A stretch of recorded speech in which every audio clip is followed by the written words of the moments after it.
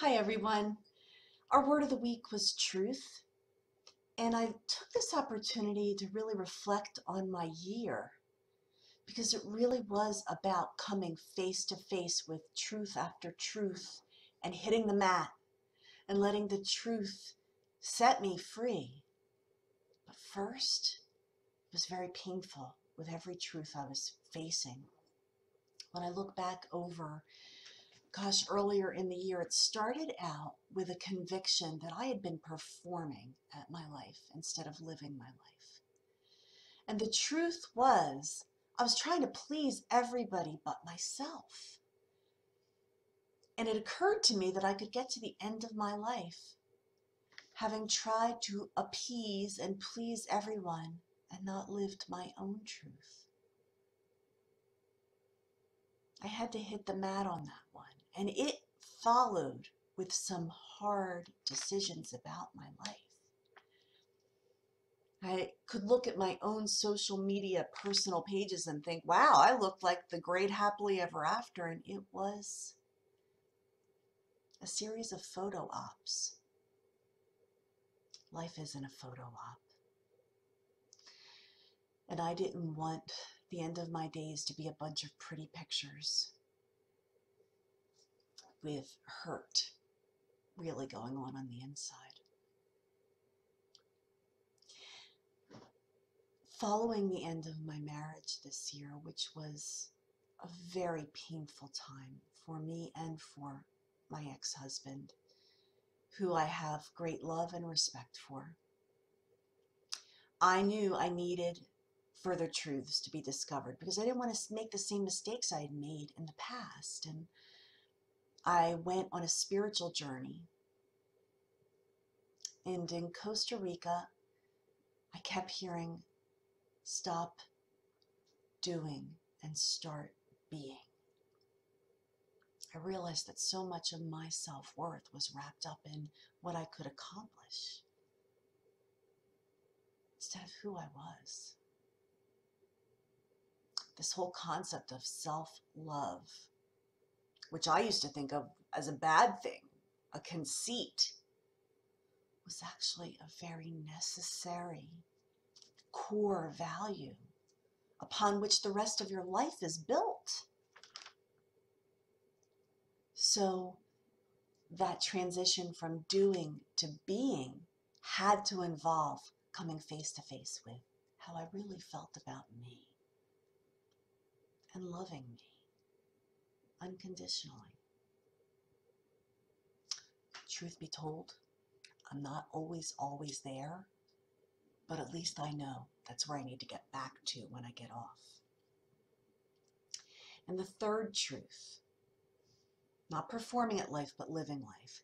Stop doing and start being. And the third one is to stop ignoring my soul, which goes back to loving yourself.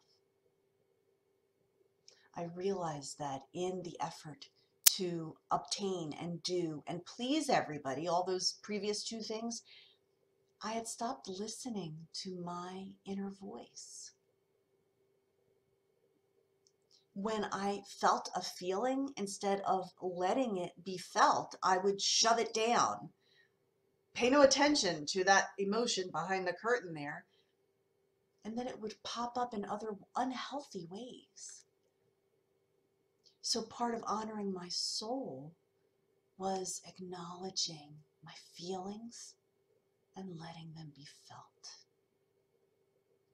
And saying it's okay to feel that way, even if it makes no sense at all. One of the things I've learned is my feelings are illogical.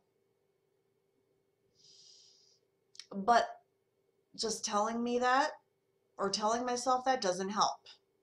I still need to feel them. And then I can apply some logic to it and some truth to it and let the truth set me free. But honoring that space.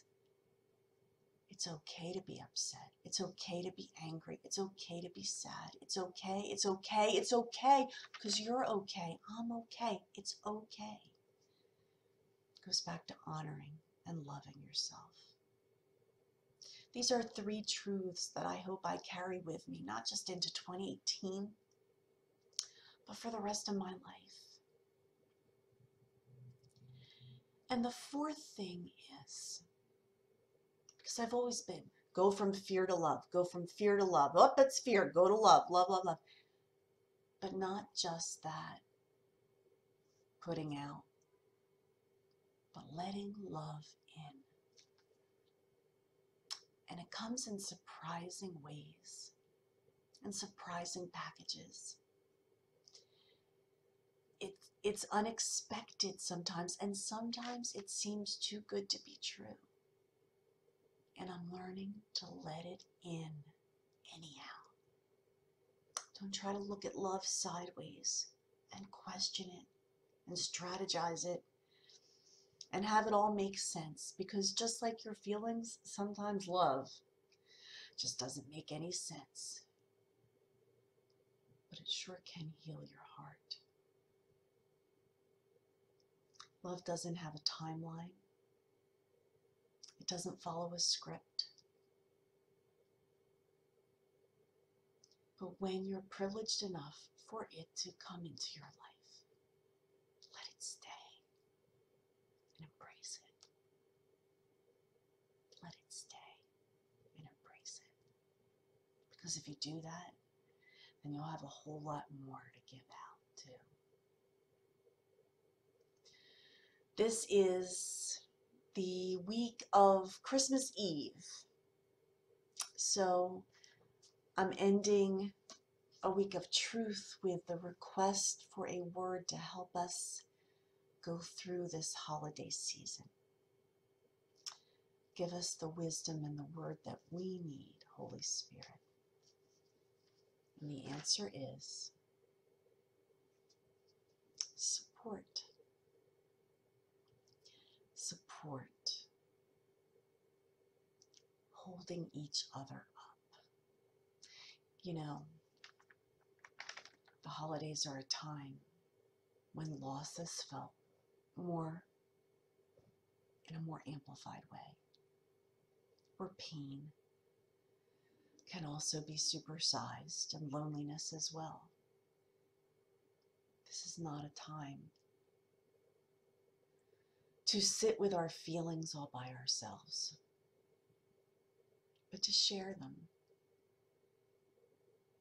to look for support, to ask for support, to be honest about all the things you're feeling. Don't try to perform your way through the holidays.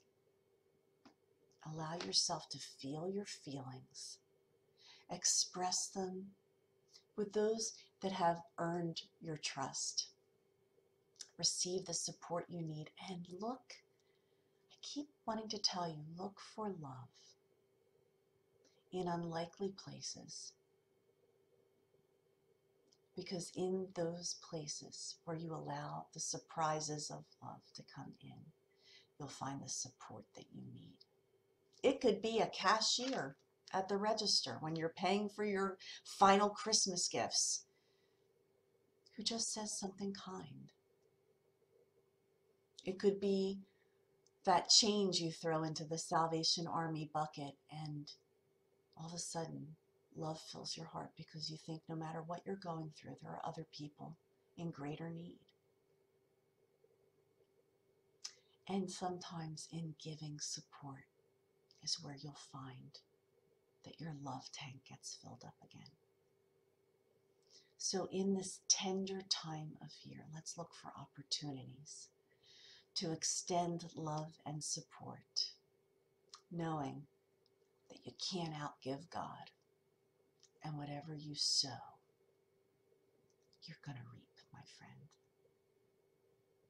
I sure love you. My heart is full of love for all of you today, and I hope you'll say hello in the comments, because through your support, I have gotten through a very challenging year, and I thank you for that. Love to you all.